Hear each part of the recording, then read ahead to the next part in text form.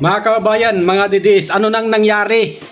Araw ng Kalayaan, June 12, nagrally na naman ang mga DDS.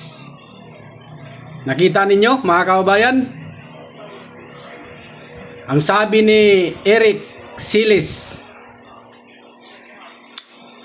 kailangan lang daw 18,000, kaya nang pababain. At bababain si BBM.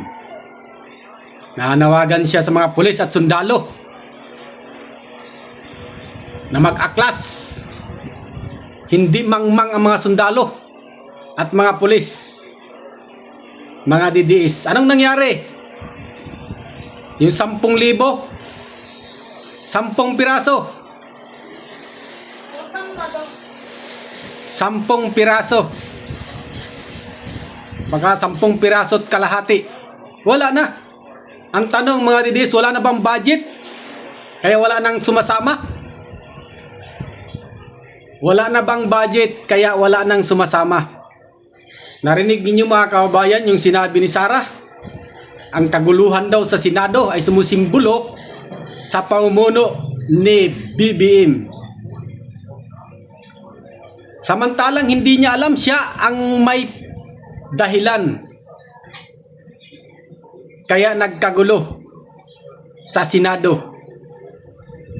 Siya yung may dahilan. Kaya yung mga alipuris niya, sila Cayetano at yung mga senador na may mga kaso, nagsama-sama sila para guluhin ang Senado. Ano pang sabi ni Sara? Hindi daw siya naghahangad na makuha ang pagkapangulo.